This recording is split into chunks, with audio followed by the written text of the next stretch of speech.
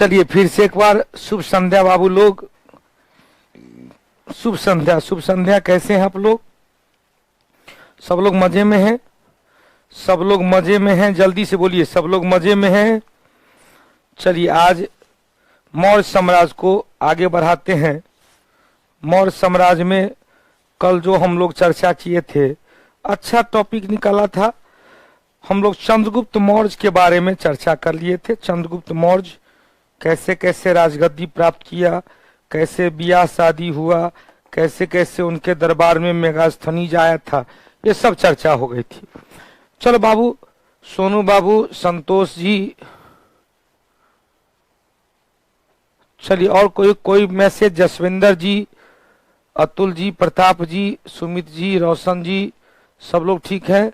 सिवान जिला से वाह, बहुत अच्छी। प्रिंस कुमार जी, पिंटू जी, खुशबू, संतोष, रूबी, निधि, विनोद, श्याम सुंदर, सोनल, रितेश, अरविंद।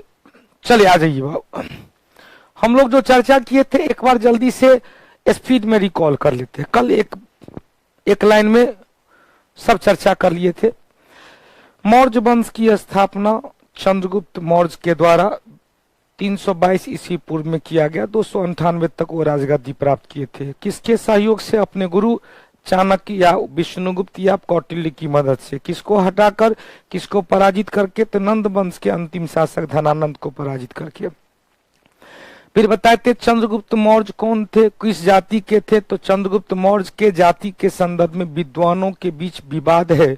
केवल बौद्ध साहित्य में क्षत्रिय कहा गया है, जबकि विशाख दत्त की रचना मुद्रा राक्षस में वृषल शब्द का प्रयोग किया गया है, जिसका अर्थ होता है निम्न कुल में उत्पन्न संतान। निम्न कुल में उत्पन्न संतान। क्लियर?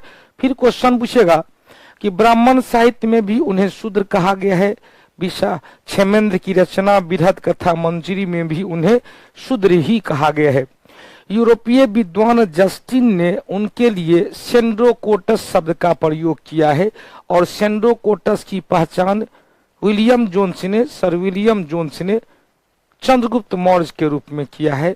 सर विलियम जोन्स ने 1784 में एशियाटिक सोसाइटी ऑफ बंगाल की स्थापना किया था। प्लूटार्क ने चंद्रगुप्त मौर्य के लिए एंड्रोकोटस शब्द का प्रयोग किया और उन्होंने कहा मात्र 5 लाख हस्ती सेना के बदौलत पूरे भारत को रौंद दिया था। 305 ईस्वी पूर्व में सेल्यूकस का आक्रमण होता है और दोनों के बीच क्या होता है? तो युद्ध हुआ। सेल्यूकस की पराजय हो जाती है। सेल्यूकस अपनी पुत्री हेलन का विवाह कर देता है चंद्रगुप्त मौर्य के साथ और 4 क्षेत्र एरिया, अराकोसिया, जेड्रोसिया, पेरिस, पेमिदाई, हेरात, काबुल, मकरान या बलूचिस्तान एवं कंधार का क्षेत्र गिफ्ट में दे देता है। सेल्यूकस का एक राजदूत मेगास्थनीज चंद्रगुप्त मौर्य के दरबार में आता है और मेगास्थनीज की रचना इंडिका, यात्रा वृत्तांत इंडिका, जिससे मौर्यकालीन क्या चीज? तो मौर्यकालीन शहरी नगर प्रशासन के बारे में जानकारी मिलता है। मेगास्थनीज की रचना इंडिका में कहा गया है कि समाज 7 भाग में विभक्त था, जिसमें दास प्रथा का प्रचलन नहीं था। मेगास्थनीज की रचना इंडिका में भी चंद्रगुप्त मौर्य के लिए सेंड्रोकोटस और पाटलिपुत्र को पालीब्रोथा के नाम से परिभाषित किया है। याद करेंगे, मेगास्थनीज की रचना इंडिका में क्या कहा गया था कि मगध के चींटी भी सोना को खुदाई करता है। क्लियर हो गया? जया कुमारी, विवेक बाबू, संजीव बाबू नोट्स एक साथ देते तो प्रिंट। बाबू ये संभव नहीं है। यदि नोट्स, पुष्पलता जी, यदि नोट्स एक साथ देंगे ना तो फिर संशोधन नहीं हो पाएगा। प्रत्येक दिन अब देखो क्या होता, कल जैसा हिस्ट्री का एक टॉपिक को संशोधन किया गया, मौर्योत्तर काल चला गया होगा आप लोग को, मौर्य के बाद मौर्योत्तर काल। आज कोई फिजिक्स का 2 टॉपिक, आज फिजिक्स का लाइट टॉपिक का डिस्कशन देखेंगे, पीडीएफ फाइल उसका बनवाएंगे। तो इसी तरह से एक दिन पॉलिटी का 2 टॉपिक का फिर कल बनेगा। तो 3 फाउंडेशन बैच, 3-3, 4-4 बैच चल रही है। तो सबका पीडीएफ को क्या, पहले की किताब आप देखे होंगे, जो फाउंडेशन बैच जिनके पास पॉलिटी का भी किताब होगा, पॉलिटी का भी पीडीएफ पॉलिटी का भी ऑफलाइन में बुकलेट से पढ़ाते हैं। तो जिनका पॉलिटी का जिनके पास बुक होगा और वो आज जो हम जो पॉलिटी का मटेरियल पीडीएफ दिए हैं उसमें देखिएगा तो बहुत ज्यादा कुछ ऐड किया गया है। जैसे बुकलेट में 1781 के सेटलमेंट एक्ट की चर्चा नहीं है, 1786 के सेटलमेंट एक्ट की चर्चा नहीं है। बहुत ज्यादा ऐड किया जा रहा है, संशोधन किया जा रहा है, जो सब महत्वपूर्ण है उसको दिया जा रहा है। तो इसीलिए थोड़ा सा टाइम मुझे दीजिए। जिस तरह से बायोलॉजी में, जिस तरह से ज्योग्राफी में हम देखे थे, आप लोग को एक एक दो टॉपिक का पीडीएफ फाइल देते गए और लास्ट तक खत्म होता गया। उसी तरह से आप इस पर इसका प्रेशर मुझ पर बाबू नहीं बनाना कि सारा पीडीएफ एक ही बार। तो पुराने किताब का दे देंगे, पुराने किताब का पीडीएफ फाइल दे देंगे, फिर आपको नया किताब देंगे तो अपना फिर जीरोक्स कराइएगा। एगो पुरानो किताब का जीरोक्स हो जाएगा, नहीं कोई किताब का जीरोक्स होते रहेगा। ऐसा तो नहीं करना, कल दोबारा लगाइएगा। अच्छा प्रिंट क्या कराना, लिख लीजिएगा, जितना पढ़ाते हैं उतना ही लिख लीजिएगा। अगले दिन फिर एक बार रीडिंग ले लीजिएगा, डाउनलोड कर ही लिए, पढ़ लीजिएगा। आज जितना पढ़ाएंगे उसका क्या करेंगे, कॉपी में रीडिंग कर लेंगे, कॉपी में क्या करेंगे, रीडिंग कर लेंगे। चेंजिंग है, बहुत अच्छी बात है अमित कुमार जी, चेंजिंग है बहुत अच्छा, सारा का सारा इसमें भी ढेर सारा चेंजिंग है। तो गुरुजी नोट्स दिन में, तो नोट्स भी बना लो ना, बहुत अच्छी बात है। अब मान लीजिए एक दिन में जितना हम पढ़ाते हैं उसको नोट से लिख बना लो कि गुरुजी इतना बनाए पीडीएफ फाइल में, तो उसी को लिख लेते तो आपका कॉपी तैयार हो जाएगा। क्लियर, डन डन, चलो बहुत अच्छी बात। दीपक आनंद जी बहुत बहुत धन्यवाद। गुड्डूलाल बाबू, तो गुड्डूलाल जी आप जरा सा ऑफिस के नंबर पे रात में बात कीजिएगा, क्योंकि आपके पास ज्योग्राफी का और बायोलॉजी का मेरा कहीं मिस हो गया है। ढेर सारा करेक्शन करवाए थे। गुड्डूलाल जी आप मेरी आवाज सुन रहे हो तो गुड्डूलाल जी आप ज्योग्राफी का भी फाउंडेशन बैच किए हो और बायोलॉजी का भी फाउंडेशन बैच किए हैं। गुड्डूलाल जी आप रात में 10 बजे 94 वाले नंबर पे बात करेंगे और कहेंगे गुरुजी हमको याद किए थे। आप मुझसे जरा बात कीजिएगा, डायरेक्टर साहब को कह देंगे कि गुड्डूलाल जी जहानाबाद नरेश का फोन आएगा तो मुझसे बात करवा दीजिएगा, क्योंकि आपसे वो जितना भी करेक्शन करवाए थे वो लेना है। और हम पता नहीं कहां क्या हो गया, वो रूम साफ सुथरा किया गया, उसी में जो घर में मेड आती है वो किधर किधर फेंक दी या कचरा में देख के बाहर कर दी, हमको पता नहीं चला। वो मेरे अनुपस्थिति में माता जी थी, रूम को साफ करवाई। हम लोग पिछले सप्ताह में, उससे पिछले सप्ताह में कहीं निकले होते, साफ करवाई, सब कुछ ले देख के फेंक दी। चलो आप एक्स्ट्रा बताते हैं वही लिख लेते हैं, बहुत अच्छा। चलिए बाबू अब देखो, तो अब इतना तक हम बता दिए, इतना तक हम बता दिए। अब देखो, अरे भैया ध्यान से अब चुपचाप सुनना। हमने कहा यह पहला अखिल भारतीय राजवंश था, मौर्य वंश। पहला अखिल भारतीय शासक चंद्रगुप्त मौर्य था। चंद्रगुप्त मौर्य के बारे में जानकारी गिरनार अभिलेख, जिसे ही रुद्रदामन का जूनागढ़ अभिलेख कहा जाता है, जो संस्कृत भाषा में लिखा गया अभिलेख है। संस्कृत भाषा में लिखा गया अभिलेख है। अब देखो बाबू, संस्कृत भाषा में लिखा गया अभिलेख, पहला अभिलेख जूनागढ़ अभिलेख, संस्कृत भाषा में लिखा गया जूनागढ़ अभिलेख किसका है? रुद्रदामन प्रथम का। रुद्रदामन प्रथम का, शक शासक रुद्रदामन प्रथम का, जिसमें कहा गया है कि गुजरात प्रांत के जो गवर्नर पुष्पगुप्त वैश्य से उससे सुदर्शन झील का निर्माण करवाया था। यहां तक क्लियर। अब देखो बाबू ध्यान से सुनिएगा, अब देखना बहुआ ध्यान से सुनना। अब चलते हैं, यहां तक तो हो गया था, शादी ब्याह हो गया था, पाली बुरोथा मेगास्त्री जी ने कह दिया था। अब देखो बाबू ध्यान से सुनिएगा, क्वेश्चन पूछेगा इंडिका, मेरे तरफ ध्यान दीजिएगा, राजीव बाबू मेरे तरफ ध्यान दीजिएगा, ध्यान से सुनिएगा।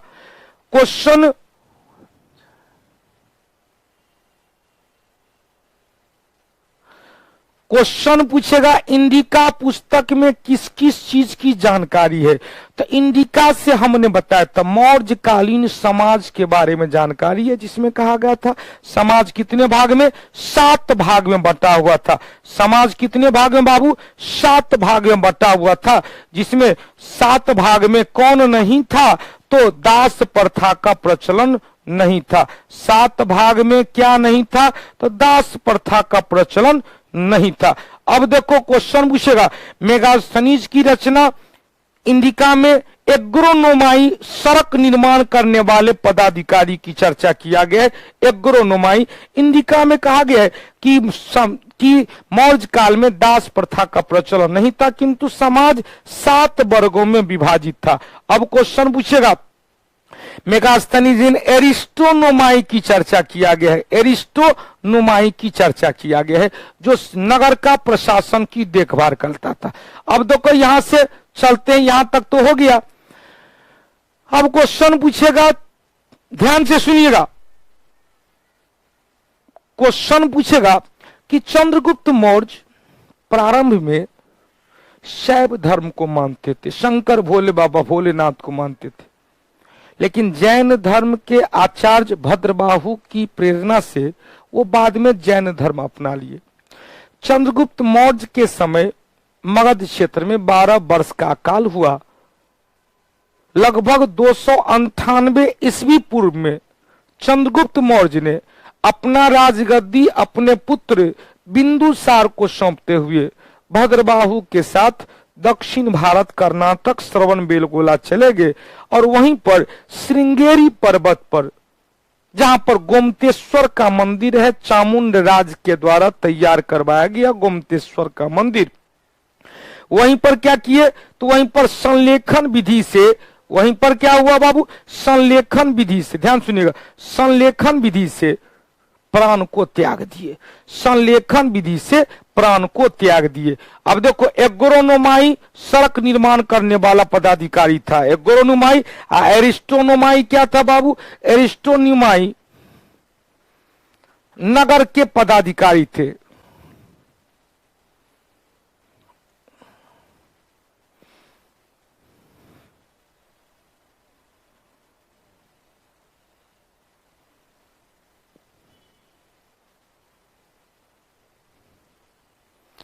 चलते हैं जहां पर चंद्रगुप्त मौर्य ने संलेखन विधि से अपना प्राण त्यागे थे।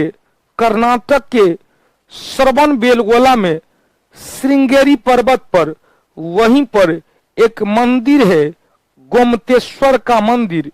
कौन सा मंदिर, गोमतेश्वर का मंदिर है। और यह जो गोमतेश्वर का मंदिर है, ध्यान सुनिएगा, यह जो गोमतेश्वर का मंदिर है, गोमतेश्वर टेम्पल हिंदू धर्म से संबंधित है। अब कर्नाटक में यह गोमतेश्वर का मंदिर है। चलते हैं जरा बड़ा करके देखते हैं। यहीं पर संलेखन विधि से प्राण त्यागे थे। इस गोमतेश्वर के मूर्ति का मंदिर का निर्माण चामुंड राज के द्वारा, किसके द्वारा बाबू, चामुंड राज के द्वारा करवाया गया था। गोमतेश्वर के मंदिर का निर्माण किसके द्वारा, चामुंड राज के द्वारा करवाया गया था। संलेखन विधि क्या होता है, उपवास विधि। उपवास विधि मतलब अन्न जल को छोड़ना और प्राण त्याग देना, अन्न जल को छोड़कर प्राण त्याग देना। ये लग नहीं रहा है कि इस प्रकार का कोई मंदिर हम लोग को दिखाई देगा। यह 3D में नहीं दिख रहा है बउआ, चलो कोई बात नहीं, 3D में नहीं दिख रहा है तो 2D में ही देख लो। इसी तरह का गोमतेश्वर का मंदिर है। यह गोमतेश्वर का मंदिर न जूम नहीं हो सकता है, गोमतेश्वर का मंदिर यह नहीं हो सकता है। यदि ऐसा होता तो हम तो अपने रहते हैं कि हमारा बाबू सबको एकदम सीधे का सीधे गोमतेश्वर मंदिर को ही दिखा दे। यहाँ का हो सकता है नेटवर्क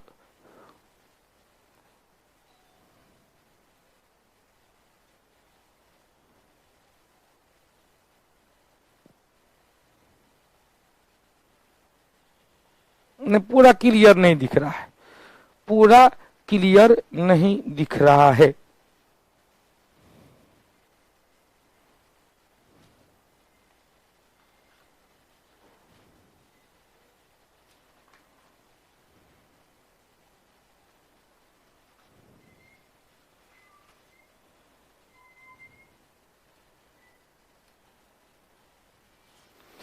अब चलो बाबू, एगो बउआ पूछ रहे हैं, हाँ क्लियर नहीं है, चलो छोड़ो हटो।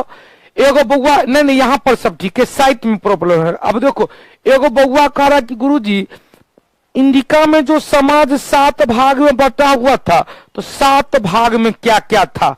दास तो नहीं था, दास नहीं था तो क्या क्या था? दार्शनिक था, कृषक था, अहीर था, शिल्पीकार था, सेना था, निरीक्षक था और सभासद था। दार्शनिक था, कृषक था, अहीर था, अहीर मतलब चरवाहा, अहीर था, शिल्पी था, सेना था, निरीक्षक था और सभासद था। इसमें दास प्रथा का प्रचलन नहीं था। अब देखो क्वेश्चन यहां तक हो गया, संलेखन विधि से उपवास त्याग दिया। और 298 ईस्वी पूर्व में कौन मरा? तो 298 ईस्वी पूर्व में, 298 ईस्वी पूर्व में कौन बना बाबू? तो सब लिखा हुआ है आपके मटेरियल में है। आगे के टॉपिक में जब समाज की चर्चा करेंगे वहां पर होगा, चाहिए लिखने की आवश्यकता नहीं है। अब देखो क्वेश्चन पूछेगा, चंद्रगुप्त मौर्य के बाद अगला शासक बिंदुसार बना, अशोक के पिता। अब देखो बिंदुसार को यूनानी भाषा में अमित्रोकेटस, चुपचाप सुनिएगा, अमित्रोकेटस, अमित्रोकेटस मतलब जो मित्र नहीं है उसको नाश कर दो, शत्रुओं का नाश करने वाला, शत्रुओं का नाश करने वाला हो गया। इसे संस्कृत भाषा में अमित्र घात भी कहा गया। अमित्र घात, जो मित्र नहीं है उसको घात लगा के ठोक दो। अब देखो जैन साहित्य में बिंदुसार को 2 समुद्र का स्वामी कहा गया, क्योंकि जैन साहित्य में कहा गया कि बिंदुसार के समय जो सीमा था पूरब में बंगाल की खाड़ी से और पश्चिम में कहा अरब सागर। हालांकि चंद्रगुप्त मौर्य का सीमा हमने क्या कहा था? चंद्रगुप्त मौर्य का सीमा हमने क्या कहा? ध्यान से सुनिएगा, चंद्रगुप्त मौर्य का सीमा दक्षिण में कहां तक? तो कर्नाटक तक। पूरब में कहां तक? तो पूरब में बंगाल तक। पश्चिम में कहां तक? तो गुजरात तक। और उत्तर पश्चिम में कहां तक? नॉर्थ वेस्ट में कहां तक? जल्दी से बताओ। उत्तर पश्चिम में अफगानिस्तान तक था, उत्तर पश्चिम में काबुल कंधार तक था। इस सब का सीमा आ गया था। तो इधर चले अरब सागर, इधर चले बंगाल की खाड़ी। तो जैन साहित्य में बिंदुसार को 2 समुद्र का स्वामी कहा गया, 2 समुद्र का स्वामी कहा गया। ध्यान सुनिएगा, जैन साहित्य में बिंदुसार को क्या कहेंगे? 2 समुद्र का स्वामी कहा गया। आगे बढ़ो बाबू। अमित्रघात कहा गया, संस्कृत भाषा में शत्रुओं का नाश करने वाला। अमित्रोकेटस और मित्र मोह है यहाँ पर। अमित्रोकेटस मतलब जो शत्रु नहीं है उसको मार दो। बिंदुसार को जैन साहित्य में 2 स्वामी कहा गया। अब देखो कहां कहां? तो पूरब में बंगाल की खाड़ी और पश्चिम में अरब सागर लिखा दिए हैं। पूरब में बंगाल की खाड़ी, पश्चिम में अरब सागर तक फैला हुआ था, अफगानिस्तान तक। अब देखो बाबू ध्यान से सुनिएगा, बिंदुसार आजीवक संप्रदाय का मानता था। दिमाग पर जोर देंगे। हमने कहा था हर्यक वंश के शासक अजात शत्रु के शासन काल में महात्मा बुद्ध की मृत्यु हुई थी, महावीर स्वामी की मृत्यु हुई थी और मक्खली पुत्र गौसाल जो आजीवक संप्रदाय की स्थापना किए थे उनकी मृत्यु हुई थी। तो 3 धार्मिक क्षति हुई थी। हमने आपको कहा था जब पहला टॉपिक चर्चा कर रहे थे उस समय कि अशोक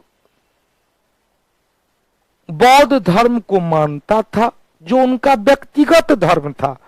अशोक के काल में ब्राह्मण धर्म को मानने वाले लोगों की संख्या ज्यादा थी। जो शासकीय धर्म था, राजकीय धर्म था, वो ब्राह्मण धर्म था। अशोक व्यक्तिगत रूप से बौद्ध धर्म को माना। अशोक ने कभी भी जनता पर बौद्ध धर्म नहीं थोपा, कहा कि मानना है मानो।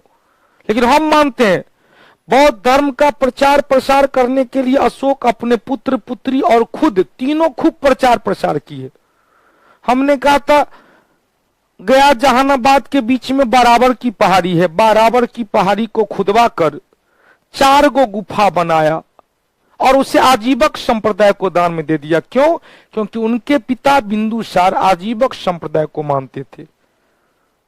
4 गो गुफा का नाम बताए थे, विश्व झोपड़ी, कर्ण चोपड़ा, सुदामा और लोमस ऋषि, जिसमें लोमस ऋषि में किसी प्रकार का लेख लिखा हुआ नहीं था, अतः लेख विहीन गुफा किसे कहते? लोमस ऋषि को। लेख विहीन गुफा किसे कहते संगीता बाबू? लोमस ऋषि को। अब देखो क्लास नहीं चल रही है, क्लास तो यहाँ टनाटन चल रही है, चौके चार चल रही है। शेख अब्दुल्ला उस समय ईस्ट में बांग्लादेश भी था। हाँ, बांग्लादेश मतलब बंगाल, बांग्लादेश तो बाद में नाम आया, बंगाल था, वो पूर्वी बंगाल था। बांग्लादेश तो 1971 में पदार्पण हुआ, पैदा हुआ 1971 में। 1971 से पहले पूर्वी बंगाल था जो पाकिस्तान के कब्जे में था, और 1905 से पहले पर केवल बंगाल था। 1905 में बंगाल का विभाजन किया गया, पश्चिम बंगाल और पूर्वी बंगाल। पश्चिम बंगाल हिंदू बहुल क्षेत्र और पश्चिम बंगाल का मुख्यालय कोलकाता बनाया गया, पूर्वी बंगाल का मुख्यालय ढाका बनाया गया, मुस्लिम बहुल क्षेत्र था। तो पूरा का पूरा बंगाल, नॉट बांग्लादेश, पूर्व में बंगाल, पश्चिम में गुजरात, दक्षिण में कर्नाटक, उत्तर पश्चिम में अफगानिस्तान, दो समुद्र, पूर्व में बंगाल की खाड़ी, पश्चिम में अरब सागर, पश्चिम में अरब सागर। क्लियर हो गया? अब देखो क्वेश्चन पूछेगा, लोमस ऋषि मुनि कोई झोपड़ी में अभिलेख नहीं लिखा था। ऋषि मुनि वाला, लोमस ऋषि वाला जो गुफा था, लेख विहीन गुफा था, उसे अशोक ने चारों गुफा को आजीवक संप्रदाय को दान में दे दिया। हो गया? अब देखो बिंदुसार आजीवक संप्रदाय के संस्थापक मक्खली पुत्र गोशाल। इनका यूनानी शासक के साथ अच्छा रिलेशन था। यूनानी शासक के साथ क्या था बाबू? अच्छा रिलेशन था। इनके जीवन काल के अंतिम समय में तक्षशिला में क्या हुआ? विद्रोह हो गया। तक्षशिला में विद्रोह को दबाने के लिए वहां के शासक थे पहले सुसीम वहां के गवर्नर थे, वहां के शासक, वहां के गवर्नर सुसीम असफल रहा। बाद में उज्जैन का गवर्नर था अशोक को तक्षशिला का पदभार बनाते हुए भेजा गया। तक्षशिला में हुए विद्रोह को अशोक दबा पाने में सफल रहा। जिस समय तक्षशिला में विद्रोह को दबा रहा था, उसी समय बिंदुसार की मृत्यु हो गई। बिंदुसार की मृत्यु के पश्चात अशोक आया कहा? तक्षशिला से भागा फिर मगध क्षेत्र पाटलिपुत्र आया, और कहा जाता है कि अशोक अपने गुरु खल्लाटक, कौन सा? खल्लाटक, ध्यान सुनिए, अशोक अपने गुरु खल्लाटक की मदद से 99 भाई की हत्या करके खुद राजगद्दी प्राप्त किया 273 ईस्वी पूर्व में। तो बिंदुसार का काल 298 ईस्वी पूर्व से 273 ईस्वी पूर्व तक। अब क्वेश्चन पूछेगा, ध्यान से सुनिएगा। अशोक वास्तविक रूप से राज तिलक किया, क्योंकि 273 ईस्वी में शासक तो बन गया, लेकिन 3 साल तक वो युद्ध अपने भाई का, क्या कहते हैं उसको, गृह युद्ध में व्यस्त रहा और अपना वास्तविक तिलक किया 269 ईस्वी पूर्व में। वास्तविक शासक कब बना? 269 ईस्वी पूर्व में।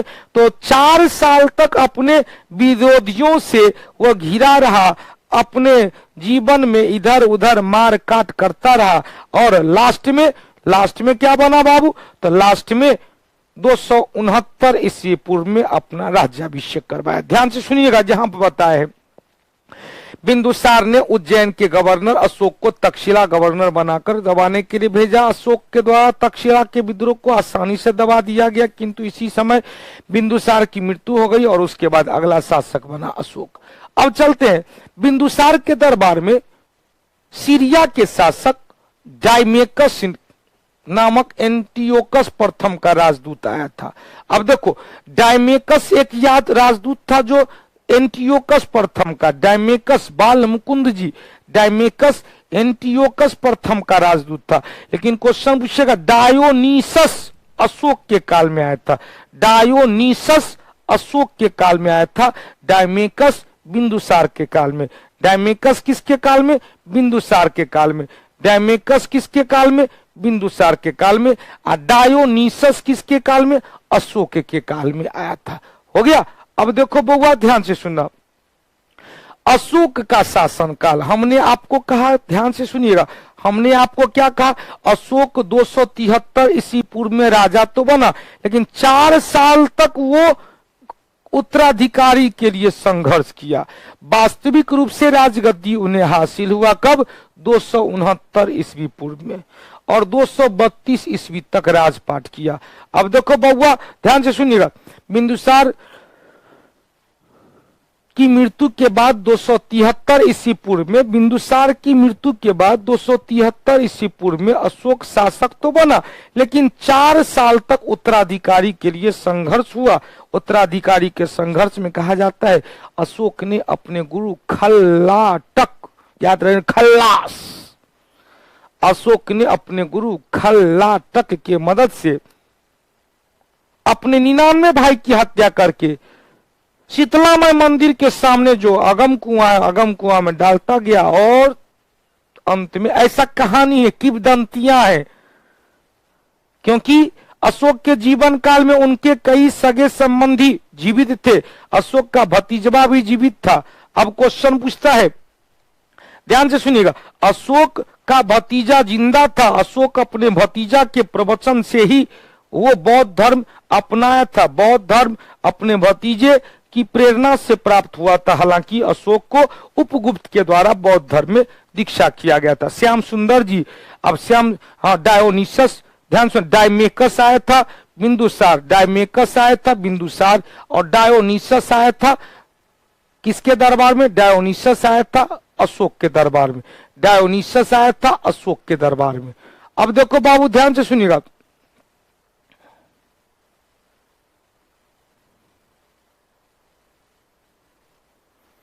हो गया, आगे बढ़े। अब देखो क्वेश्चन पूछेगा, ध्यान से सुनिएगा, अशोक 269 ईस्वी पूर्व में अपना वास्तविक राज्याभिषेक किया। बिंदुसार की मृत्यु के बाद उसका बेटा अशोक मौर्य सम्राट पर गद्दी बैठा। बिंदुसार और सुभद्रांगी का पुत्र था। क्वेश्चन पूछेगा, अशोक का पिता तो बिंदुसार, अशोक की माता का नाम क्या था? सुभद्रांगी। सुभद्रांगी या क्या कहेंगे? सुभद्रांगी, सुभद्रांगी, सुभद्रांगी, सुभद्रांगी। याद करने के लिए ऐसे कहेंगे, अशोक के पिता का नाम सुभद्रांगी, सुभद्रांगी, सुभद्रांगी। संदीप बाबू ध्यान सुनिएगा, डायमेकस बिंदुसार के दरबार में, डायोनिसस अशोक के काल में। बताएंगे आगे भी, आगे चर्चा होगा। अब देखो बिंदुसार का कितना बेटा था, कायले काउंटिंग करेंगे। बिंदुसार का बेटा जितना भी हो, 2 बेटा का तो नाम आता है सुसीम और अशोक का, और सगे संबंधी चचेरा, फपेरा, ममेरा, मौसेरा, ये सब मिला के जितना भी उत्तराधिकारी बन सकता था, सबको खल्लाटक के द्वारा खल्लास करवाया गया। खल्लाटक के सहयोग से। याद रखेंगे, चंद्रगुप्त मौर्य ने अपने गुरु चाणक्य की मदद से राजगद्दी प्राप्त किया। अशोक ने अपने गुरु खल्लाटक के मदद से राजगद्दी प्राप्त किया। हो गया। अब देखो, राजा बनते समय अशोक कहाँ का गवर्नर था? क्वेश्चन कई बार पूछा हुआ। राजा बनते समय अशोक तक्षशिला का गवर्नर था। अशोक के पिता बिंदुसार, अशोक की माता सुभद्रांगी, सुभद्रांगी, जैसे बोलने वैसे नहीं याद रखेंगे, सुभद्रांगी, सुभद्रांगी, अशोक की माता सुभद्रांगी। आगे बढ़ते हैं, क्वेश्चन पूछेगा यहां पर। देखो बुआ, बौद्ध साहित्य और जैन साहित्य में कहा गया है कि अशोक शासक बनने से पहले अपने 99 भाई की हत्या कर दिया था। अब देखो बताइए, क्वेश्चन पूछेगा, 7वें शिलालेख में जानकारी मिलता है कि अशोक के जीवन काल में कई सगे संबंधी उनके जीवित थे। कई, अब माता का नाम क्या है? तरीके, माता का नाम तो बता ही दिए ना, सुभद्रांगी। अब बाबूजी का नाम पहले से पता है, बिंदुसार। तो यो पूछ रहा माता जी का नाम क्या है? बैठ, तू सब क्लास से मन से नहीं पढ़ता है, मन से पढ़ेगा तो ऐसा नहीं मजा आएगा, ऐसा फिर दिक्कत हो जाएगा। हाँ, Avinash Kumar ji, hello hello hello hello, गुरु जी हेलो। डायोनिसस फिलिप द्वितीय का राजदूत था। चलो भाई, सीरिया के शासक फिलिप द्वितीय का राजदूत था। आगे बढ़ा जाए, 7वें शिलालेख में कहा गया है कि कई भाई, सगे भाई बंधु जिंदी था, जिसमें एगो नाम था तीस। एक भाई बहन का नाम क्या था? तीस था। तीस भी एक। अब तीस में यह नहीं कहेंगे कि मोगली पुत्र तीस, वो तीस अलग था या तीस अलग है, या हो सकता है उसी का नाम है। इतिहास में बड़ी चीज, बड़ी क्या उल्टा पुल्टा चीज रहता है। तो क्वेश्चन पूछेगा, अशोक अपने राज्याभिषेक कब करवा? वास्तविक राज्याभिषेक 269 ईस्वी पूर्व में। हालांकि अब आंशिक रूप से 273 ईस्वी पूर्व में पिता के मृत्यु के बाद, पिता के मृत्यु के बाद। अब देखो 269 ईस्वी पूर्व में करवाया वास्तविक राज्याभिषेक। प्रारंभ में अशोक चंद्रगुप्त मौर्य के तरह शैव धर्म को मानते थे। उसके अशोक के बाबूजी बिंदुसार तो आजीवक संप्रदाय को मानता था। अशोक शैव धर्म को मानते थे, जिसकी जानकारी कलहन की रचना राजतरंगिणी से मिलता है। कलहन की रचना राजतरंगिणी में कश्मीर के इतिहास की चर्चा है। लोहार और कर्नाट वंश की चर्चा है। लोहार और कर्नाट वंश की चर्चा है कश्मीर के इतिहास में। इसी में कहा गया है, कलहन की रचना राजतरंगिणी में एक जगह लिखा हुआ है कि कश्मीर में अशोक ने झेलम नदी के किनारे एक शिव मंदिर का निर्माण करवाया था। झेलम नदी के किनारे अशोक ने एक शिव मंदिर का निर्माण करवाया था। हो गया। अब देखो राजा बनते के समय अवंती का राज्यपाल कौन था? अवंती का राज्यपाल कहाँ का है भाई? अवंती ने यहाँ उज्जैन में कौन था? उज्जैन की राजधानी अवंती। तो अवंती में चले जाएंगे। जो होगा सोगा। लैपटॉप में क्लास कैसे चलता है प्लीज सजेस्ट मी। लैपटॉप में क्लास कैसे चलता है? तो लैपटॉप में गूगल पे क्रोम पे जाइएगा और लिखिएगा liveclass.kautilyags.com और मोबाइल नंबर से बात कर लीजिएगा। सब कुछ हम ही से पूछिएगा तो पढ़ाएंगे हम क्या, या आपका क्वेश्चन करेंगे। 4 को 5 को हेल्पलाइन दिया हुआ है। नीचे में स्क्रॉल चल रहा है, उसमें भी हेल्पलाइन है, उसमें बात कर लीजिएगा। कहिएगा हमको लैपटॉप में चलाना है कैसे चलेगा, डेस्कटॉप में चलाना है कैसे चलेगा। देखो तो हमने क्या कहा, ध्यान सुनिएगा। प्रारंभ में अशोक शंकर भगवान शैव धर्म को मानते थे, जिसकी जानकारी कलहन की रचना राजतरंगिणी से। कलहन की रचना राजतरंगिणी से। अब देखो कलहन की रचना राजतरंगिणी से क्वेश्चन पूछेगा कि कहा गया है कि कश्मीर में क्या है बउआ, एक शिव मंदिर का निर्माण करवाए थे। कश्मीर में एक शिव मंदिर का निर्माण करवाए थे। अब देखो क्वेश्चन पूछेगा,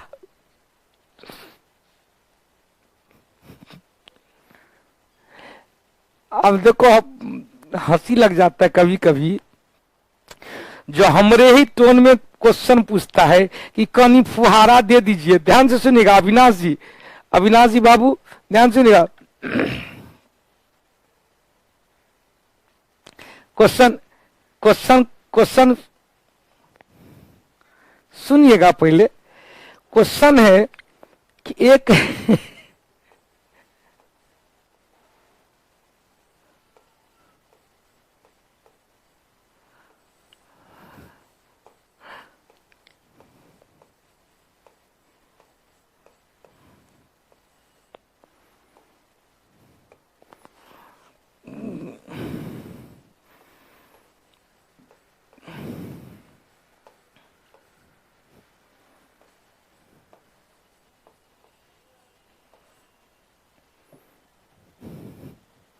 हो गया। बिंबिसार, बिंब मतलब खंभा, खुट्टा। खुट्टा वाला पहला वंश हर्यक वंश, भारत का पहला ऐतिहासिक वंश हर्यक वंश। खुट्टा गारा कौन? हर्यक वंश। ससकबा कौन? बिंबिसार। कहिए खुट्टा पहला भारत का ऐतिहासिक वंश हर्यक वंश। पहला खुट्टा कौन गारा? बिंबिसार। उसके बाद हर्यक वंश के बाद शिशुनाग वंश, नंद वंश, नंद वंश के बाद आया नंद वंश बन के आया मौर्य वंश। क्लियर? मौर्य वंश में चंद्रगुप्त मौर्य का बेटवा था बिंदुसार। एक बेटवा कौन हुआ? अशोक। 273 ईस्वी में शासक बना, वास्तविक उत्तराधिकारी। 4 साल उत्तराधिकारी की युद्ध। वास्तविक तिलक कब लगाया? 269 ईस्वी पूर्व में। अब देखो क्लियर हो गया। अब यहाँ पर अशोक के अभिलेखों का प्राप्ति स्थल दिया हुआ है। अशोक के अभिलेखों का जितना भी स्थल दिया हुआ है सुनिएगा। तो अशोक का अभिलेख एक बार हम लोग इसको देख लेते हैं। अशोक के अभिलेख को देख लेते हैं। कंबोज की राजधानी कहाँ थी? हाटक। गंधार की राजधानी कहाँ थी? तक्षशिला। याद आ रहा है? सुनिएगा। दिखाई दे रहा होगा, दिखाई दे रहा होगा बाबू, दिखाई दे रहा होगा। चलो बहुत अच्छी बात है। अब देखो यहां पर हम और थोड़ा बड़ा कर देते हैं। हमने कहा था कंधार से एक द्विभाषिक अभिलेख मिला है। कंधार से क्या मिला है? द्विभाषिक अभिलेख मिला है। कंधार से क्या मिला है, द्विभाषिक अभिलेख मिला है, जो जिसमें ग्रीक और अरमाइक लिपि का प्रयोग किया गया है, ग्रीक और अरमाइक लिपि का प्रयोग किया गया है। और गंधार की राजधानी कहाँ, तक्षशिला। यहां से क्या बताए थे, शहबाजगढ़ी और मानसेहरा दो अभिलेख, अशोक का पाकिस्तान में शहबाजगढ़ी और मानसेहरा, इस दोनों में खरोष्टी लिपि का प्रयोग किया गया है। और कंधार में जो मिला है उसमें ग्रीक एवं खरोष्टी लिपि का प्रयोग किया गया है, अतः इसे द्विभाषिक अभिलेख कहा जाता है, द्विभाषिक अभिलेख कहा जाता है। हो गया। अब देखो आगे बढ़ते जाते हैं, आगे बढ़ते चलिएगा। अब देखो हरियाणा में मूल रूप से था, हरियाणा में फिरोज शाह तुगलक उसे दिल्ली में लाकर स्थापित किया। अब देखो बैराट, राजस्थान के बैराट में भी एक पृथक शिलालेख मिला है। अब देखो जो सब महत्वपूर्ण है उसको देखेंगे, टोपरा और बैराट हम लोग देख चुके हैं। अब देखो यहां पर देखो, यहाँ पर नेपाल के तराई में लुम्बिनी बताए थे, लुम्बिनी नेपाल के तराई में। लौरिया नंदरगढ़ कहां पर, पश्चिमी चंपारण में। रामपुरबा पश्चिमी चंपारण में। लौरिया अरेराज पश्चिमी चंपारण में। यह सब अरेराजे के निकट नंदनगढ़ है। लौरिया अरेराज, तो अरेराज में है, अरेराज के निकट नंदनगढ़, अरेराज के निकट रामपुरबा है। सारनाथ कहां, वाराणसी के बगल में। पाटलिपुत्र अपना राजधानी पाटलिपुत्र में। उसके बाद देखिए बराबर की पहाड़ी गया रूट में है। महास्थान महाबोधि मंदिर। अब देखो अहरौरा, जिसे अहरौरा, अहरौरा कहाँ है, तो यूपी में अहरौरा है।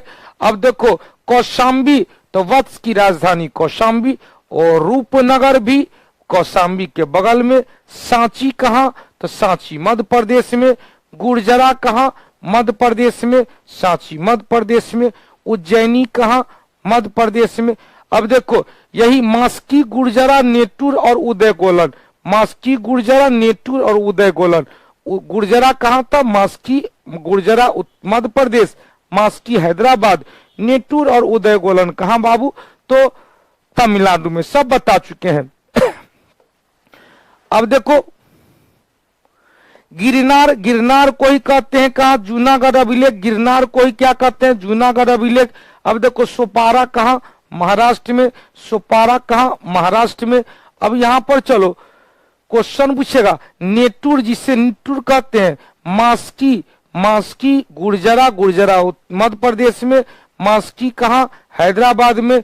निट्टूर और उदय गोलन यह तमिलनाडु का क्षेत्र होता है। ब्रह्मगिरी भी तमिलनाडु का, ब्रह्मगिरी कहाँ, कर्नाटक का क्षेत्र है। अब देखो क्वेश्चन पूछेगा केरल में एक भी नहीं, और चलेंगे तो उदयगिरी कलिंग में भी एक है, कलिंग में भी एक है। तो लघु शिलालेख 4 जगह बताए थे। मास्की गुर्जरा 20-22 जगह से मिला है, जिसमें 4 जगह पे अशोक का नाम खुला हुआ है। कौन कौन, मास्की गुर्जरा, नेटूर और उदय गोलन। हो गया। आगे बढ़ते हैं, बउआ ध्यान से सुनिएगा। अब जरा सा चर्चा कर ले, बड़ी सुंदर चीज है, यहां से चर्चा करते हैं।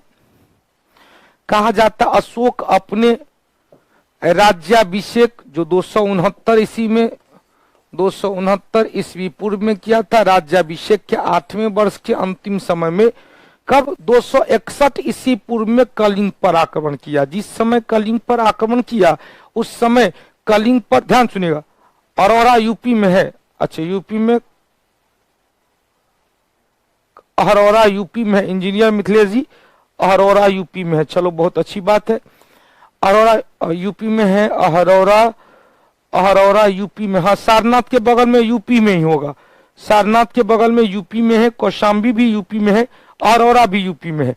चलो एक देखो, हमने कहा कलिंग आप की कहते हैं, कालिग आप की कहते हैं, नहीं समझ रहे हैं का। ओम प्रकाश जी आपके क्वेश्चन को मैं नहीं समझ रहा हूं। कलिगा ऐप में है, आंध्र प्रदेश में है। कलिगा आंध्र प्रदेश में है। कलिगा आंध्र, कलिगा कहाँ है भाई, कलिगा आंध्र प्रदेश में। कलिंग, कलिंग है, कलिंग तो उड़ीसा में है। मैं कलिंग, कलिंग कहाँ? उड़ीसा में, उड़ीसा उदयपुर, कलिंग उड़ीसा। अब सुनिएगा, सुनिएगा। तो कलिंग पर आक्रमण किया, जिसकी जानकारी 13वें शिलालेख से मिलता है। जिस समय अशोक ने कलिंग पर आक्रमण किया था, उस समय कलिंग की राजधानी थी तोसली और यहाँ के शासक थे नंदराज। राजधानी कहाँ थी? तोसली। राजा कौन था? नंदराज। राजधानी तोसली और राजा कौन था? नंदराज। कहा जाता है कलिंग जीत तो लिया, लेकिन कलिंग अभियान के दौरान इतना नरसंहार हुआ, इतना कत्लेआम हुआ कि खून की नदियां बन गई। अशोक जब युद्ध के निर्णायक जीत के पश्चात एक स्थान पर बैठा हुआ था, जीत का जश्न मना रहा था, बगल से खून की नदी निकल रही थी। तो कहा कि नदी का पानी का रंग लाल क्यों है? तो सेना ने कहा रंग तो पानी थोड़े है, हम लोग जो काटे हैं ना वही खून की नली निकल गई। अशोक डर गया, कहा कि बाप रे बाप, इतना बड़ा पाप हमरा पे लग गया। उन्होंने कसम खाया कि भैया अब हम युद्ध करेंगे ही नहीं, अब हम रत्रपात नहीं करेंगे, अब हम अस्त्र नहीं उठाएंगे, अब हम अस्त्र नहीं उठाएंगे। अब देखो क्वेश्चन कह रहा है कि कलिंग को जीतकर मौर्य साम्राज्य का अंग बना लिया, किंतु कलिंग में युद्ध में भीषण नरसंहार के पश्चात अशोक का हृदय परिवर्तन हो गया। अशोक युद्ध नीति को त्याग करके धर्म नीति को अपना लिया। अशोक युद्ध नीति को त्याग करके धर्म नीति को अपना लिया। अशोक को बौद्ध धर्म, ध्यान सुनिएगा, अशोक को बौद्ध धर्म अपनाने की प्रेरणा उनका भतीजा निग्रोध से प्राप्त हुआ, जबकि अशोक को बौद्ध धर्म में दीक्षित कौन किया, बौद्ध धर्म में प्रवेश कौन करवाया? तो उपगुप्त। दोनों क्वेश्चन पूछता, याद रखेंगे। अशोक को भतीजा निग्रोध से प्रेरणा मिली, जबकि दीक्षित कौन किया, पढ़ाया अशोक को कौन? उपगुप्त। यह दोनों से क्वेश्चन पूछता है। अशोक को बौद्ध धर्म अपनाने की प्रेरणा भतीजा निग्रोध के प्रवचन से प्रभावित हुआ और उपगुप्त के द्वारा उन्हें क्या किया? बौद्ध धर्म में प्रवेश करवाया गया। कलिंग युद्ध की जानकारी 13वें शिलालेख से मिलती है। अशोक ने जो बौद्ध धर्म अपनाया, उनका वास्तविक, उनका व्यक्तिगत बौद्ध धर्म था। उसका क्या था बाबू? व्यक्तिगत धर्म था, उसे धम्म नीति कहा गया। अशोक के धम्म की परिभाषा सिंगली मतलब श्रीलंका के बौद्ध साहित्य राहुलोवाद शुद्ध एवं सिंगलोवाद शुद्ध से लिया गया, सब चर्चा हो चुकी है, नामक बौद्ध साहित्य से लिया गया। अशोक बौद्ध धर्म अपनाने के पश्चात विभिन्न बौद्ध स्थल की यात्रा किया, जिसमें दूगों को याद रखिएगा। 10वें वर्ष में बोध गया और 20वें वर्ष में लुम्बिनी।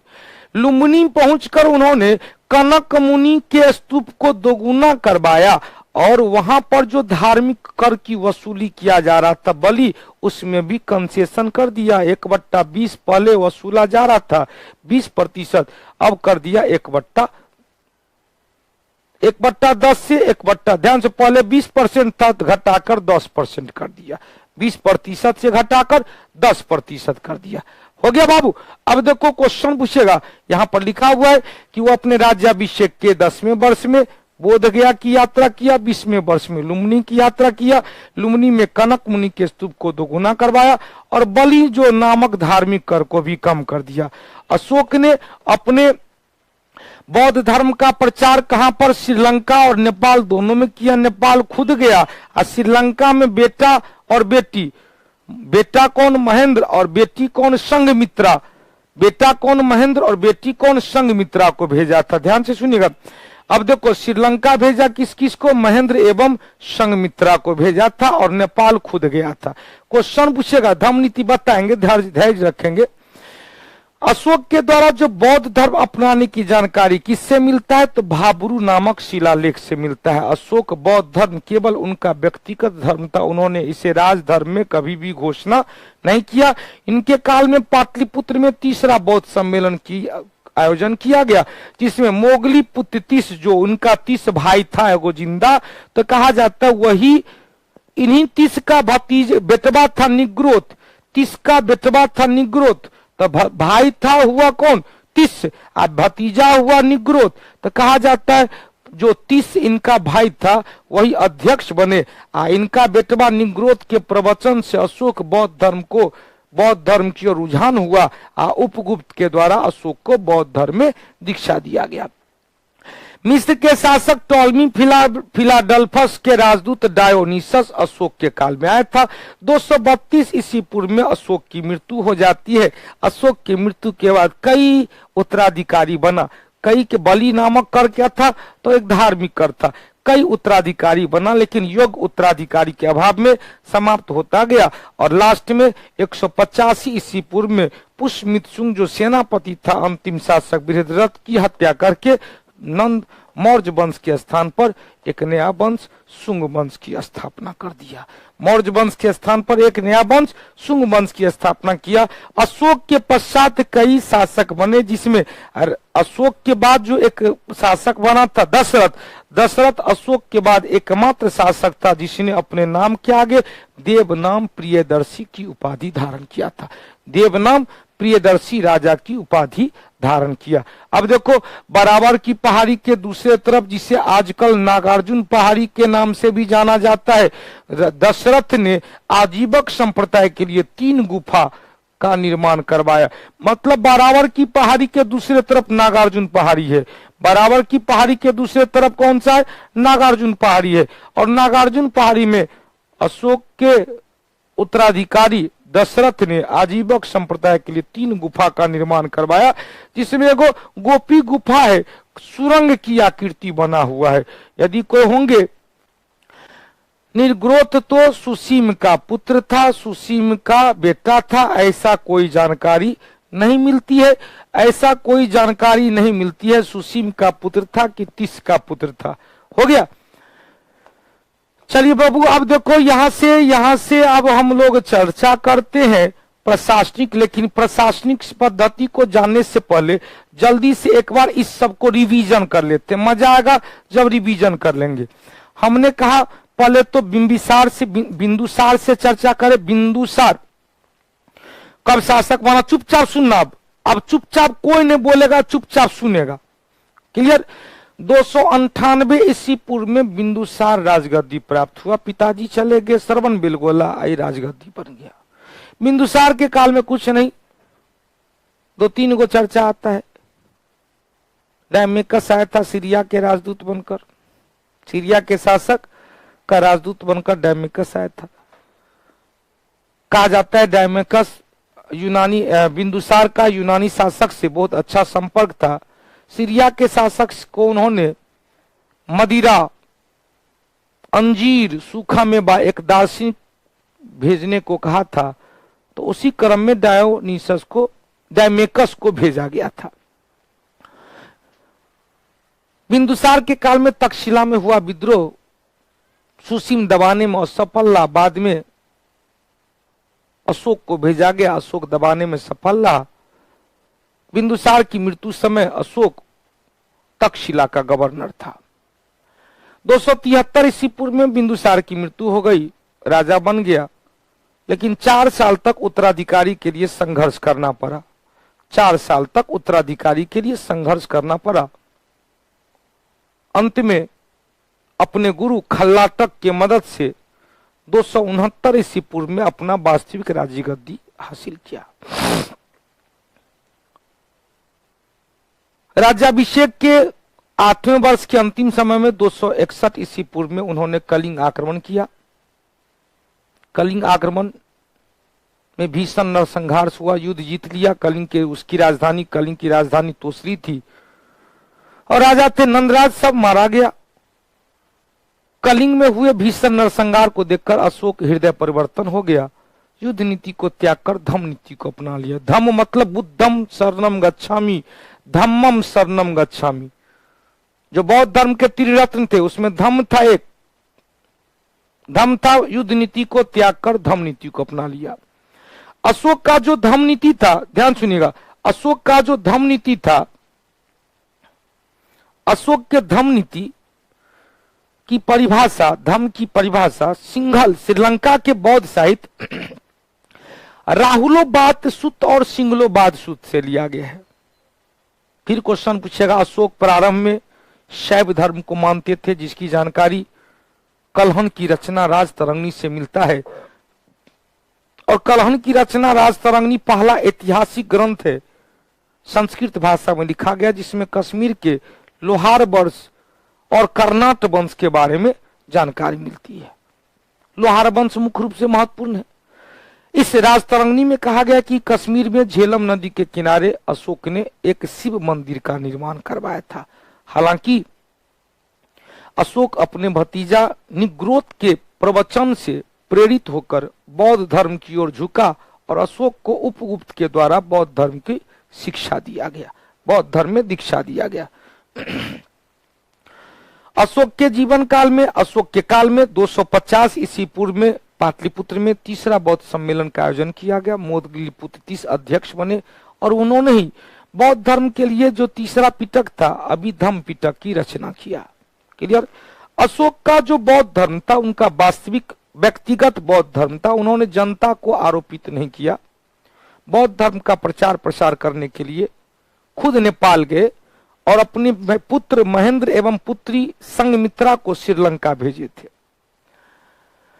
कहा जाता है बौद्ध धर्म अपनाने के बाद अशोक ने विभिन्न बौद्ध स्थानों की, बौद्ध स्थल की यात्रा किया, जिसमें राज्याभिषेक के 10वें वर्ष बोध गया की यात्रा किया और राज्याभिषेक के 20वें वर्ष लुम्बिनी की यात्रा किया। लुम्बिनी में पहुंचा तो कनक मुनि का एगो स्तूप, स्तूप का मतलब होता है मृत्यु स्थल, तो मृत्यु स्तूप के कनक मुनि के स्तूप को ऊंचाई 2 गुना करवा दिया। और चूंकि महात्मा बुद्ध का जन्म स्थली थी लुम्बिनी, लुम्बिनी में जो धार्मिक कल बलि लिया जा रहा था, कुल उपज का 20% उसको घटाकर कुल उपज का 10% कर दिया, मतलब धार्मिक कर बलि को घटा दिया। किसने? अशोक ने। फिर क्वेश्चन पूछेगा, अशोक के दरबार में मिस्र के शासक टॉलमी फिलाडेल्फस द्वितीय ने डायोनिसस को भेजा था। किसको भेजा था बाबू? विकास कुमार विक्की जी 255 नहीं 250 ईस्वी पूर्व मारिएगा, तीसरा बौद्ध सम्मेलन हो गया। सर पहले राज तिलक हुआ कि नहीं? अनुसार पहले हुआ नहीं दीपा जी। अशोक का राज तिलक 269 ईस्वी पूर्व में हुआ। शासक तो 273 ईस्वी पूर्व में बन गया था, लेकिन वास्तविक राज तिलक कहाँ किया? 269 ईस्वी पूर्व में। 232 ईस्वी पूर्व में अशोक की मृत्यु हो जाती है। अशोक की मृत्यु, चूंकि अशोक ने धम्म युद्ध नीति को त्याग दिया था, तो अशोक के बाद जो शासक हुए, कई शासक हुए, लेकिन योग्य नहीं रहे, क्योंकि युद्ध नीति को त्याग दिया था। सम्राट छिटपुट होने लगा। लगभग 185 ईस्वी पूर्व में अंतिम शासक थे बृहद्रथ, जिसका सेनापति था पुष्यमित्र शुंग। पुष्यमित्र शुंग ने अपने शासक बृहद्रथ की हत्या कर दिया और मौर्य वंश के स्थान पर एक नया वंश शुंग वंश की स्थापना किया। कहा जाता है कि अशोक के मृत्यु के बाद जो कई शासक बने, कुणाल बने या दशरथ बने या बृहद्रथ बने, उसमें दशरथ एकमात्र शासक था जिसने अपने नाम के आगे देव नाम प्रियदर्शी राजा की उपाधि धारण किया। और अशोक ने जो बराबर की गुफा में, बराबर की पहाड़ी में 4 गुफा बनाया, तो बराबर की पहाड़ी के पीछे जो नागार्जुन पहाड़ी है उसमें 3 गो गुफा, जिसमें एगो गोपी गुफा है जो सुरंग नुमा, 3 गो गुफा का नाम नहीं पता है, केवल एक गोपी गुफा का है जिसमें सुरंग नुमा आकृति बना था। अब श्याम सुंदर यादव जी ने कहा बिंदुसार की कितनी पत्नियां थी, सब खोजिएगा, हमको पता नहीं। अशोक का धर्म की नीति क्या था? तो अशोक ने युद्ध नीति को त्याग कर बौद्ध धर्म अपनाया था। और बौद्ध धर्म में जो त्रिरत्न था, बुद्ध धम्म एवं संघ, तो धम्म का मतलब होता बौद्ध पाठ करना, बौद्ध पाठ करना, बौद्ध धर्म की यात्रा, बौद्ध प्रमुख बौद्ध धर्म स्थल जो है उसकी यात्रा करना और उन्हें दान देना। हो गया? तो क्लियर हो गया, यहां तक बता दिए थे। अब सारा का सारा A to Z हो गया। तो अगले क्लास में हम लोग मौर्यकालीन समाज के बारे में, अब अशोक महान की अकबर महान, दोनों अपने अपने काल में महान, दोनों अपने अपने काल में महान था। अशोक भी महान और अकबर भी महान, अशोक भी महान, अकबर भी महान। अशोक अपने काल में महान था। अशोक के काल में एक मजबूत ब्यूरोक्रेट था, एक मजबूत नौकरशाही व्यवस्था था। कल हम लोग इसके बारे में चर्चा करेंगे। संघमित्रा और किसे भेजा था? तो महेंद्र को। लिखा हुआ महेंद्र, पुत्र महेंद्र था, बेटा का नाम महेंद्र था और बेटी का नाम संघमित्रा थी, जो श्रीलंका भेजा गया और नेपाल खुद अपने गया था। क्लियर? तो फिर हम लोग टेस्ट में मिलते हैं, 750 में टेस्ट में मिलते हैं। और कल का ये टॉपिक रहेगा, कल का टॉपिक रहेगा मौर्यकालीन प्रशासनिक जीवन।